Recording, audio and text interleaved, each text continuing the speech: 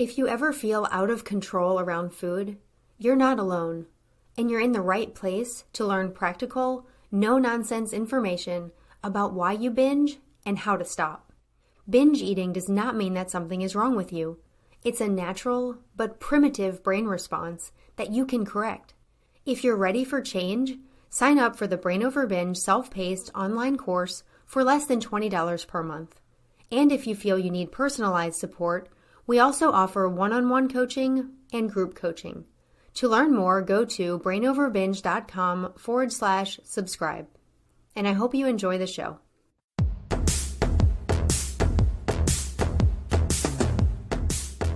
Welcome to the Brain Over Binge podcast, where you learn a simple, brain-based approach to ending binge eating.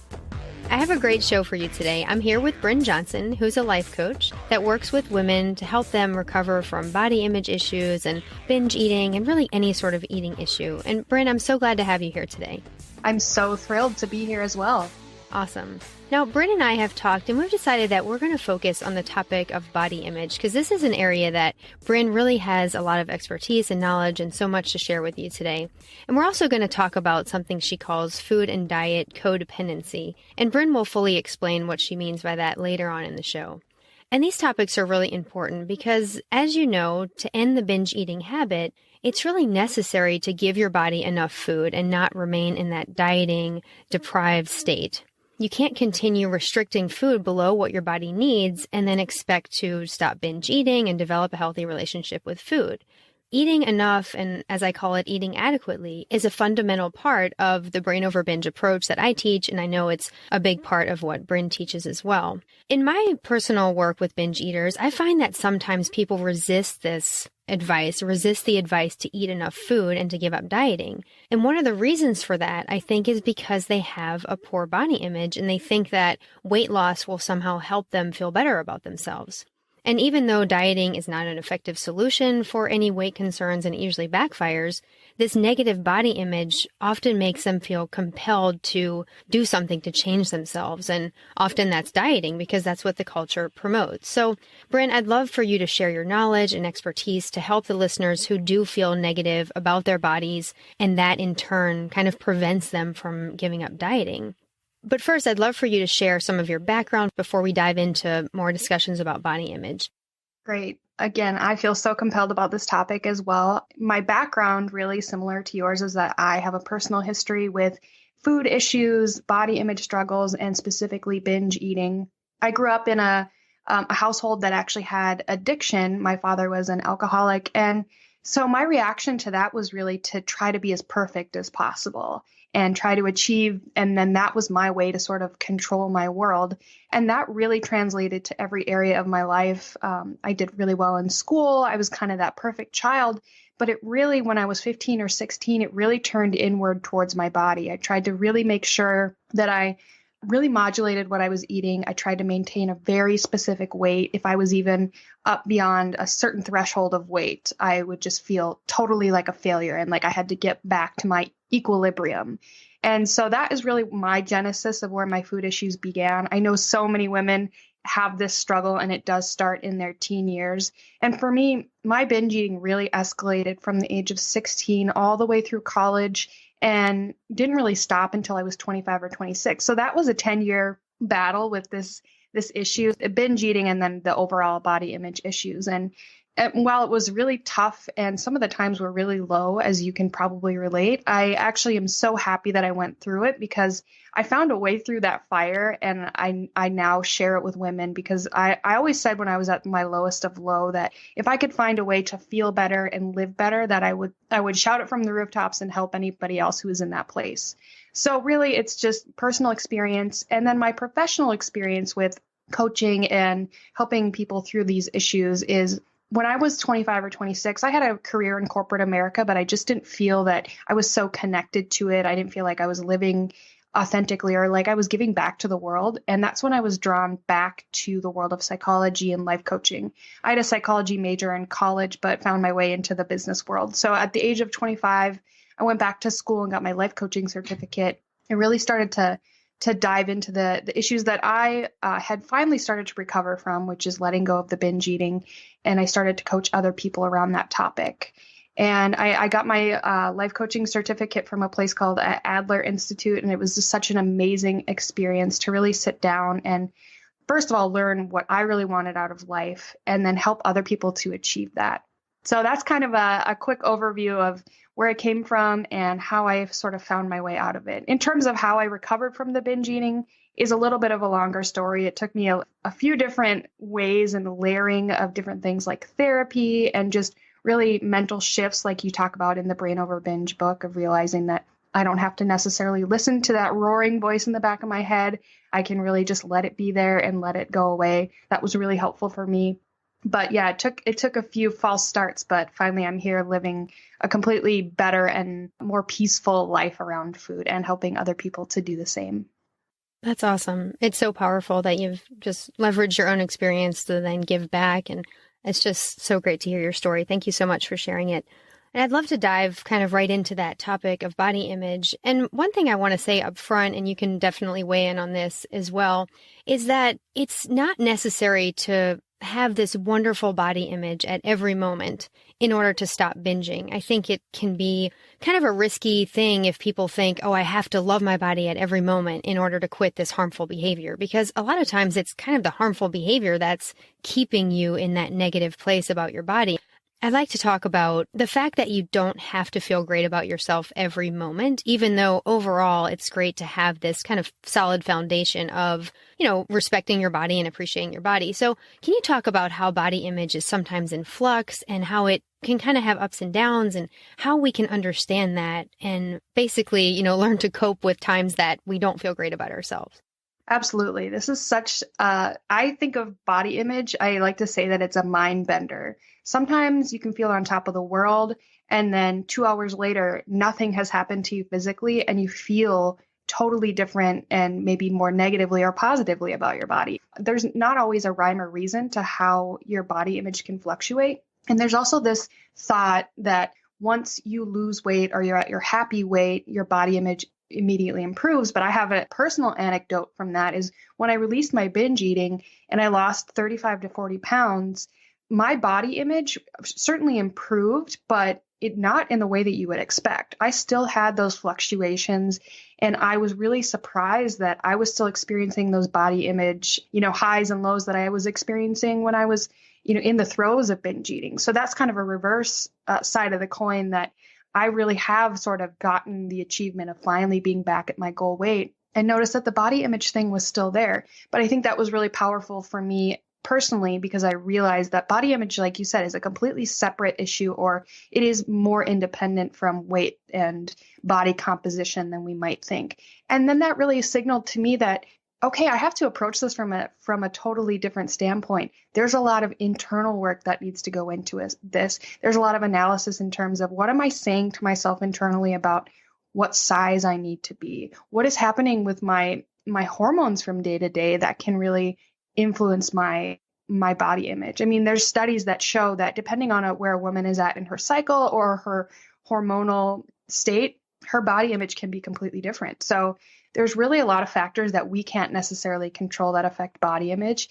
And that's when I started to realize that you really have to have more of a Zen mentality about it, of like, wow, I'm not having the best body image day, but I'm not going to make any sudden movements. I'm not going to make any drastic changes. I'm just going to weather this storm, because maybe this is part of being a human. It's part of being, especially a woman in America, when we're faced with so much influence outside that is making us feel like we need to be one way or the other.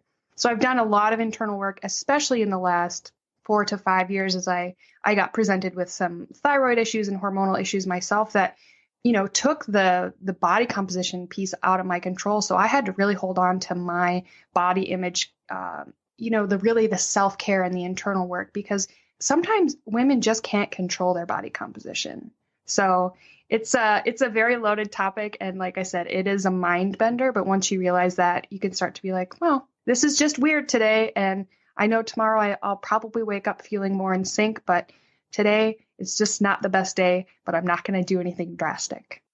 Yeah, I love that. It's just like you talked about weathering the storm. I think that's a great way to explain it, and just to understand that you're not always going to feel the same about yourself. I think people have this idea that once you stop binge eating, once you get back to your weight, then okay, you feel great about your body all the time. And that's not the case. And I can relate a lot to what you're saying. And I think it's great to hear your own experience of stopping binging, but then still having body image issues. And it doesn't mean that you're not recovered. It doesn't mean that you have to binge. Like, you don't have to do anything when you have that, negative days or negative moments. It's just a moment. It's going to pass. Your experience that you're having, that's not your identity. That's not who you are. So yeah, it's great. And I would love for you to kind of talk about how you're able to weather that storm. Like, for people who are in that moment that they're not feeling great about themselves, just maybe some tips of how they can get through it so they don't do anything drastic or harmful. Sure. There's multiple ways that I like to do it. Sometimes I'll lean into it and maybe do a little journaling and just really talk myself through it and think to myself, you felt great yesterday, and really dispel this myth that I'm creating in my head that I'm any physically different. And so I just journal and say, really, there's no evidence to support that, there's something wrong here. There's something wrong with my body image. Sometimes I lean into it physically. I just get out of my head, and Brain over Binge is really about that, just kind of getting out of that danger zone where you've got this roaring noise, and I just go for a walk or I meditate. And to be clear, this is not about burning calories. This is not about body change. It's about taking myself out of my head and just using my body. I just need to feel those endorphins and just be in the sunlight. I mean, that's so important. And the other thing for me that was so huge in my binge recovery and just is so huge in my life is I distract myself in a healthy way. So I have so many creative pursuits. I'm a musician, I'm a writer, and I just focus on those things because those are areas that I enjoy. And when I do those things, I feel really good about myself. So I always urge my clients to think about, most women have something creative that they love to do, whether it's cooking or maybe not even outwardly creative, but it makes them feel creative. So I just say, instead of thinking about your body all the time and not being able to really change it, you can't think your way into a body size or to a body change. Go cook something amazing, go write a song, do crafting. My younger sister is kind of the Etsy queen, and she's always crafting, and it's a perfect distraction for her. Go on Pinterest and think of a way to, repaint your bathroom. There's just so many. The brain is kind of amazing in that it's actually pretty primal, where you can really distract it pretty quickly. So it doesn't need to be anything sophisticated. Sometimes you don't need to, do calculus to figure out why you're having a bad body image day. Sometimes you just need to go on a walk or distract yourself. Yeah, I love that advice. It's like you talked about, you can't talk yourself into having a better body image sometimes. And if you try to, it almost can seem like a fight. So the better option is just to kind of focus elsewhere. And what that does is just allows you to realize that you don't even have to have this wonderful body image to pursue things that you enjoy and to go after your goals and to have a meaningful life. I mean, sure, it's great to have that appreciation and respect for your body, but you don't have to love the way you look to have meaning and purpose and pursue, what you want to pursue. So I really love how you speak to that. Can you maybe talk about the scale a little bit? I know that can be a huge factor in women and men too, about how they feel about themselves. If the scale says one thing, then they're going to automatically feel negatively. If the scale says another, they might feel positively, but it's all very fleeting and it's based on a number. So how do you advise your clients to use the scale, if at all? Wow, this one is super loaded. So if you talk to somebody and some people say, I never look at the scale because they have really a lot of loaded feelings around the scale. And I say to them, that's amazing. I'm so happy that you found a way to disconnect yourself from something that made you feel negative. Some people, if you try to take away the scale, they get really nervous, either because the scale serves them some purpose or they have a dependency on it.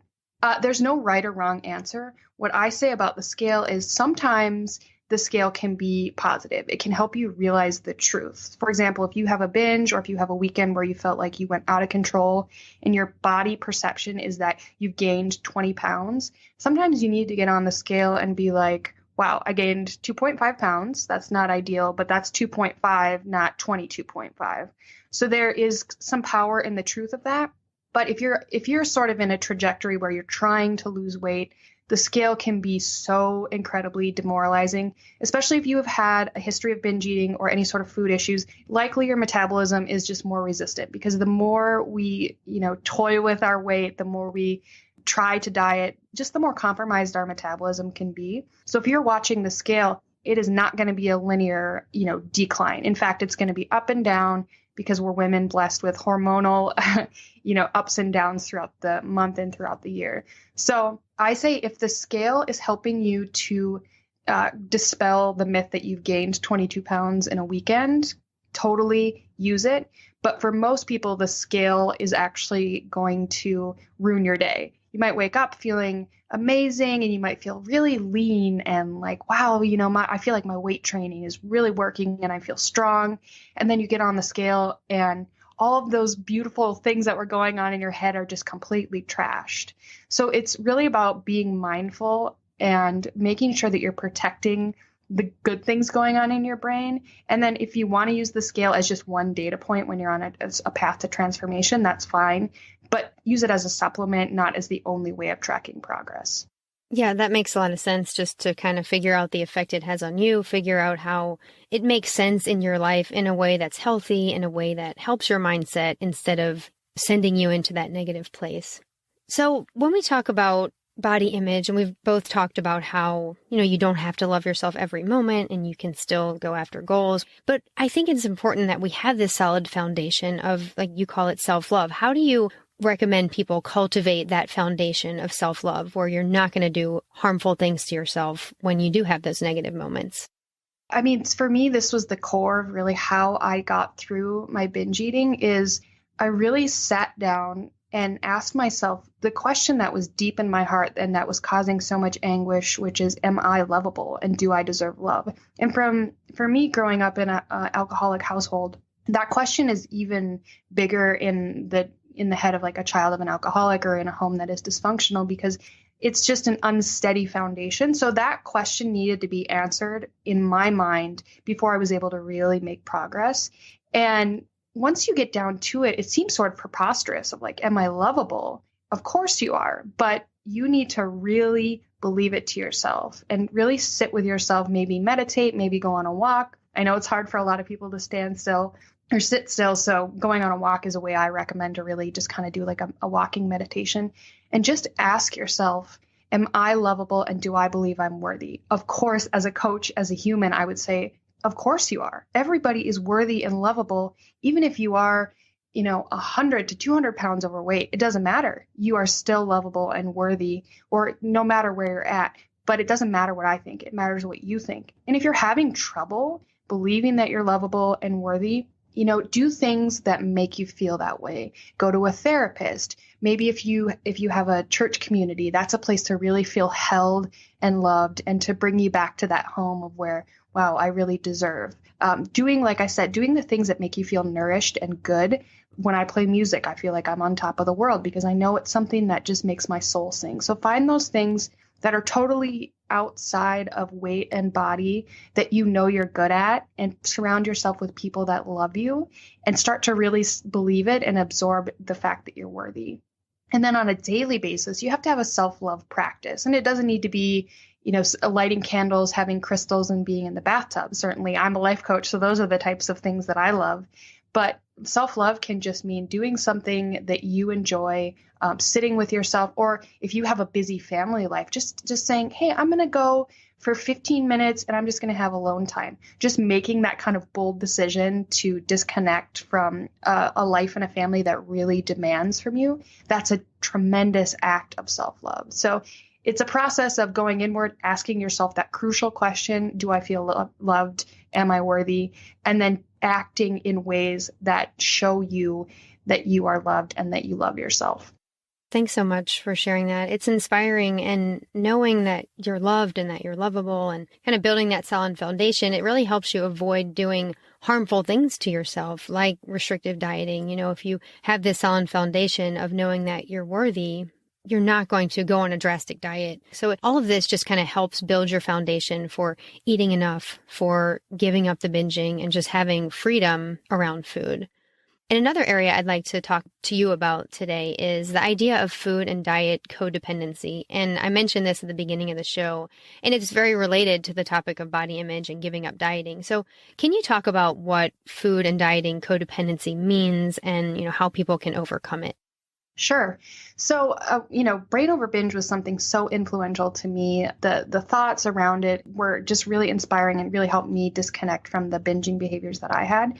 And what I found really related to the idea that we have this addictive pattern, or we have this dependency to answering to that binge voice, is once you are able to heal that pattern of behavior, what I recognized in myself was I still had kind of after effects of not the binge eating, but just the dependency on needing to be on a diet, needing to have some sort of plan. Because from the age of 15, I'll never forget, I went to a bookstore and saw the Atkins diet on the shelf, and it had never occurred to me that diets even existed. But from that moment on, I had never not been on a diet. I had never not been on some sort of plan to change my body. And it became such a habit that I didn't know how to be in the world without being on some sort of trajectory to make myself change. And it doesn't help that our society, every social media post and so many different blogs, even the really well-meaning health blogs, are talking about, food protocols and workout protocols, which is well-meaning, but what it's kind of signaling is that what plan are you on? What change are you making? What is the thing that you're doing this week or this month or this year to make yourself change? And that's actually so detrimental. What if we just thought, hey, you're good. You don't need to do anything. You don't need to worry about anything. The way that you are right now, if you're nourishing yourself, you're not being insane around food, that's it. Are you moving your body a little bit every day in a way that feels good? Fantastic. So this idea of food codependency, I think, is a phase after you release the binge eating and the disordered eating habits that is another area to start unpacking. And there's a difference between being really goal oriented and really enjoying gaining strength or putting on mileage when you run or cutting out unhealthy foods. But if it becomes an obsession and a way for you to either reward or scold yourself, it's not healthy. We need to really focus on realizing that we are okay just as we are. We are okay even if we don't feel gorgeous today. We are okay even if we're not staying within our points or staying within our calories, or even if we're eating gluten. So I think it's kind of a message that I'm really convicted about sharing, the idea of food codependency, diet codependency, because our culture is really inadvertently giving this message to everybody, because it's what people are interested in. It's what people click on. And just be mindful of whether you're a goal-oriented person or if this idea that you need to change is really actually making you feel like you're not okay and you're not good as you are. Yeah, I totally agree. It is so just rampant in our culture, the idea that you need to be doing something with food, you need to be giving up something, you need to be adding something, and even if that stuff is ultimately, even if some of it is healthy, like nutrient wise or whatever, like you can still make healthy changes. You can still do what feels good to you, eat foods that feel good in your body without it being an obsession and like something you're doing every day. It's just can be kind of a natural part of your life that kind of ebbs and flows and is always in flux, but you don't have to follow a plan. And like you said, it's very exhausting to always feel like you're on a plan, because then you can never be flexible. You can never, go out and enjoy things. But what would you say to that for someone who wants to be healthy, but then again, doesn't want an obsession in their life? Like, how do you find a balance there? Well, I think the biggest thing is that most of the women I work with are very high achieving or really driven. And that is such a great personality trait. But what that also comes with, that territory of being high achieving, is that we're always trying to be the best or do the right thing and thinking of in terms of black and white. And that's why we find ourselves on these programs, because we're like, awesome, a blueprint, a roadmap. I'm so good at that. I'm good at following the roadmap. What we're really not good at is believing that we can create our own roadmap and we can create our own blueprint. And I have this program that I work with. It's basically a worksheet, which works with my high achieving clients who love any sort of worksheet, but it's called the Food Freedom Formula, which helps you define your own formula. It helps you define your own rules, if you will, but they're based on you. They're based on what intuitively feels good. So stop doing CrossFit if you don't even like jumping rope, or stop doing boot camp if you're not a morning person and don't want to get up at 5:30 in the morning, and realize, hey, which exercise in the last 5 years have you done that you really enjoyed? Zumba? Why did you stop? Oh, you didn't think it burned enough calories? See, these are the things that we do. We self-sabotage and take away the things that we enjoy. So it's really unpacking and realizing, sure, use a plan and have your own blueprint, but have it be based on your personal traits. And your personal traits are okay. If you're somebody who doesn't like high intensity training, even though the world tells you that's best, that's okay. Walk 7 days a week like my mom does, loves it. And she's not thinking, oh, I should be doing high intensity interval training. That's what the blogs say are best. It's like, own your preferences, own your personality, own your traits, and use them to your advantage. And you can have these transformations and you can have the healthy body that you want, but do it in a way that honors who you are inside. And it just feels that much better when you get to your goal, or to that great feeling, because you know you've done it in the way that speaks to your soul. Yeah, that's wonderful advice. I love how you teach people to decide what's healthy for them uniquely and not try to fit into the mold of what someone else says you should do, because that is so exhausting and so stressful when you're just trying to do something because you think it's what you're supposed to do. So really getting in touch with what you enjoy, the healthy practices that enrich your life because they make you feel good. Yeah, just thank you so much for sharing that. And that kind of wraps up what I think we wanted to talk about today, but I want to ask you if you have any final thoughts you'd like to share. And then also, can you tell the listeners how they can learn more about you and what you do?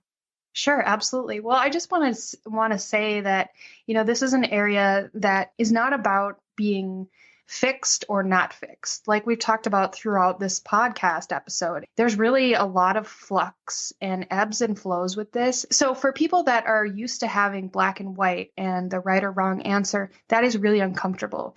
But I can promise you, as somebody who used to be not only a binge eater, but also an achievement addict, once you realize that you can live in the gray and you can weather the storms of body image that goes up and down, your life becomes so much more sustainable. You wake up with so much more peace, and you have so much, honestly, energy for everything else. Once I let go of the binge eating, I met the love of my life. I got married. I finally started playing music again and released an album. And I finally decided to go full time with this entrepreneurial, pursuit that I wanted to do.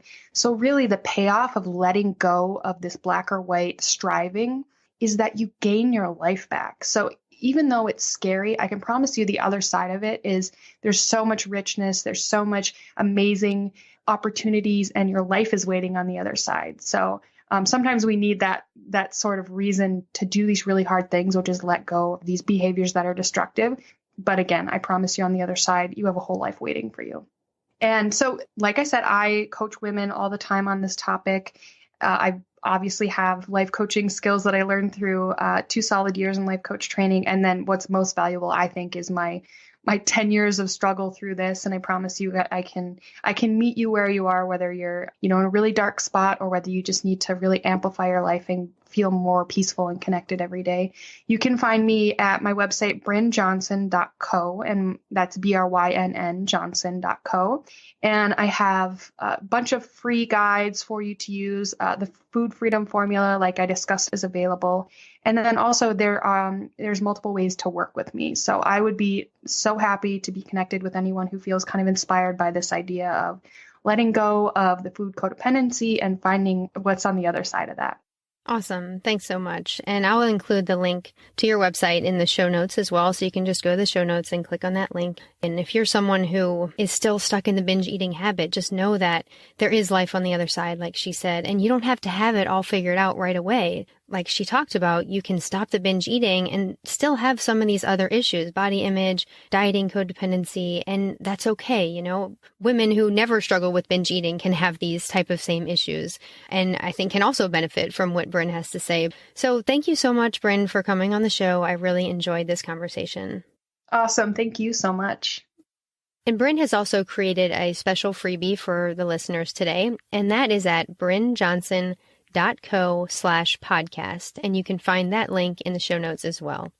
And as always, you can also find the link to my free ebook, The Brain Over Binge Basics. I really appreciate all of you who have listened today, and I really hope that a lot of the ideas that we talked about you can use and you can apply in your life and just keep moving forward to having freedom around food.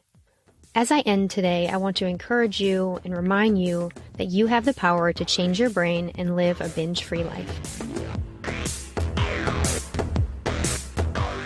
The Brain Over Binge podcast is produced and recorded by Brain Over Binge Recovery Coaching, LLC.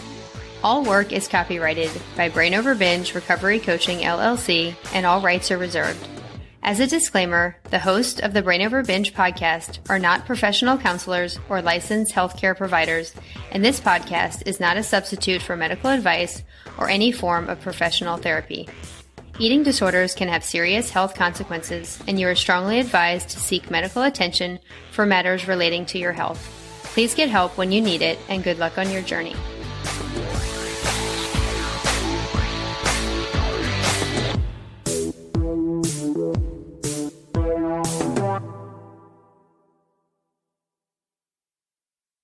Need more help? You can find all of our current and upcoming options for support at brainoverbinge.com.